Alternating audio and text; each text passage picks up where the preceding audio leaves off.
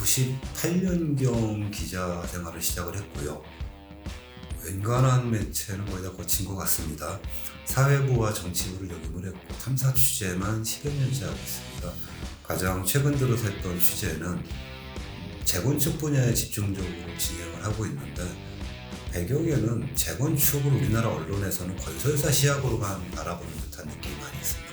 취재 어려움도 있고 여러 가지 힘든 것도 있지만 지나치게 건설사 위주의 시각을 바라보다 보니까는 비대위와 조합 간의 갈등 분야를 많이 취재를 했고요. 대표적인 취재로는 둔촌주공 재건축이 있습니다.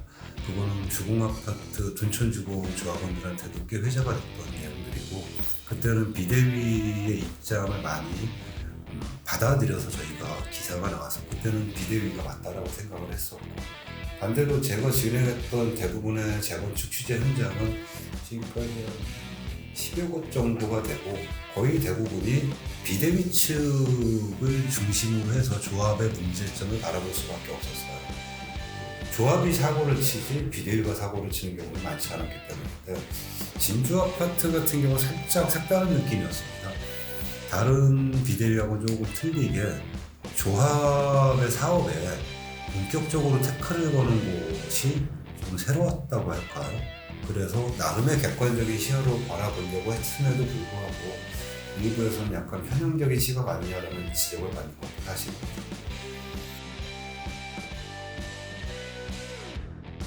조금 전에도 말씀을 드렸지만은 진주아파트 이전에 했던 취재 중에서 두 군데가 가장 기억에 남는데, 첫 번째 현장은 둔촌주공입니다. 둔촌주공 같은 경우는 입주가 곧 앞두고 있는 것 같은데, 작년 재작년에 전 조합장이 그때도 역시 자금 문제로 다 공사 중단이라는 초유의 사태까지 갔었고, 그로 인해서 조합원들이 수천억의 손실을 봤다라고 추정을 하고 있는데, 조합원들과 조합장, 그 다음에 제3의 세력이 껴서 워낙에 치열하게 헤게모니 같은 걸 하지 않았나 싶습니다.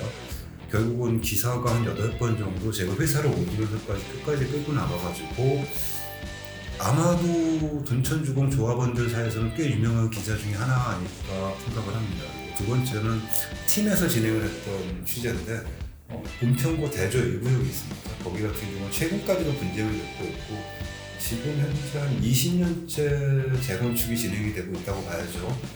긴 시간 동안에 최초에 설립하셨던 분들은 대부분이 돌아가신 상황이고, 현재 남은 조합원들이 아직까지도 싸우고 있는데, 어떻게 보면 진주아파트와 대저 일부역이 우리나라 재건축의 문제를 가장 극명하게 나타내는 대표적인 곳이 아닐까 하는 판단이 듭니다.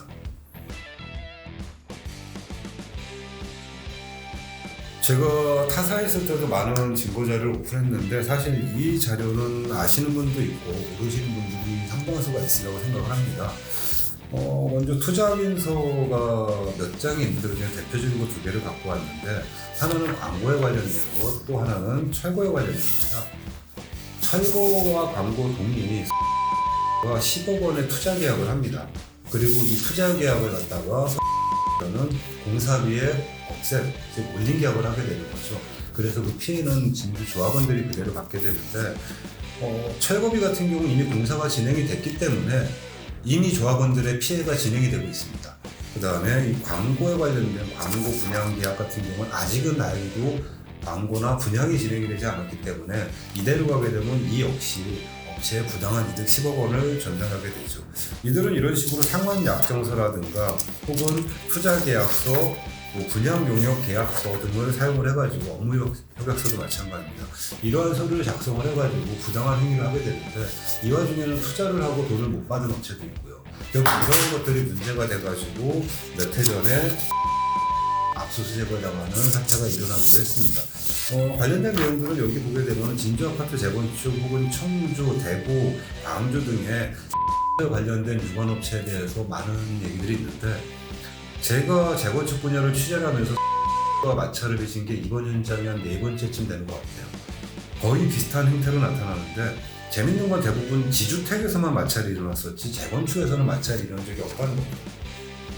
근데 특이하게도 재건축 관련돼서 진주아파트가 의 1호인데, 이런 식으로 지주택에서 사용했던 방식을 그대로 사용한다는 것 자체가 진주아파트 조합원들을 상대로 부당한 이득을 지나치게 요구하는 거 아닌가 하는 생각이 듭니다.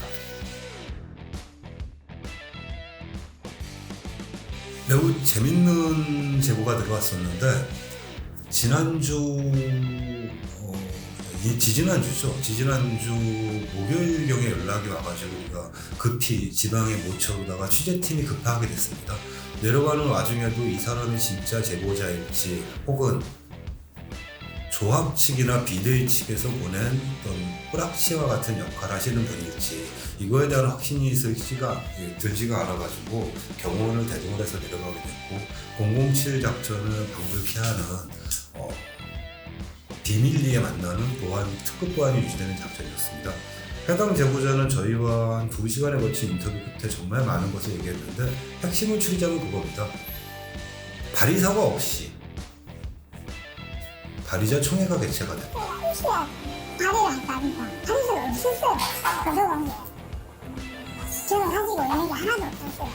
다섯 장에서 어느 사람 다른 사람 적어서 다섯 장에서 또 저희도 좀 자기가 그렇다면서 발의를 하더라고요. 자유한자. 그러나 그게 상식적으로 지금도 이해가 안 되는데 왜 가능한 건지. 그리고 재건축에 대해서 전혀 모르는 회사가 어떻게 보면은 지역의 그 캬바레에 있는 제비 같은 역할을 하셨던 분이라고 하더라고요.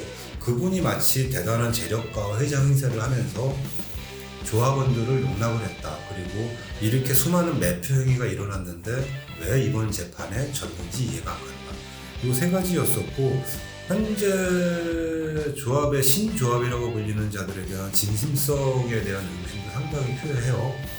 그분들이 제 지난 기사에도 봤지만 업체로부터 많은 자금을 넘겨받았고 물론 비대위가 예산이 없이 운영한다는 건 말이 안 되기 때문에 자금을 받는 것에 대해서 이해를 하게 되는데 그게 매표로 인한 자금이라고 얘기가 틀려지죠. 그러한 것들에 대해서 제보자와 2시간 가까이 인터뷰를 하면서 저희가 전체 파일을 공개를 하지 않고 시인령이 지나치게 많이 나와서 그렇긴 한데 나중에 법원에서 요청을 하면 저희가 얼마든지 질문을 참석해서 해당 분야의 증언을 해드리고 있습니다.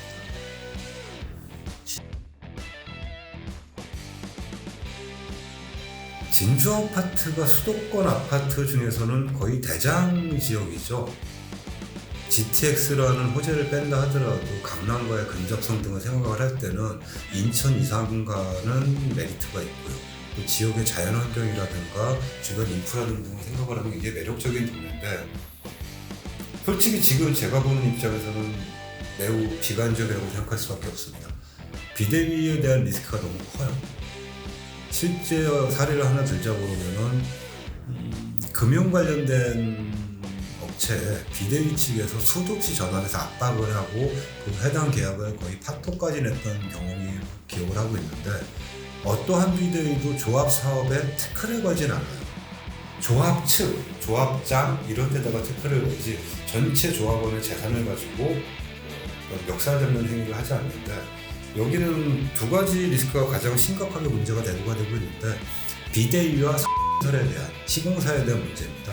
이 부분을 해결하지 않으면은 어렵다라는 게 제 판단인데 다행스럽게도 최근 비대위 측 혹은 조합 측 단톡방이라든가 돌아가는 상황을 보게 되면은 조합장님을 비롯해서 여러 조합원들이 상황 정상화를 위해서 많이 노력하고 있는 것에 대한 고무적인 평가를 하고 싶고요. 모쪼록 비대위 리스크가 하루속히 정리가 됐으면 하는 마음.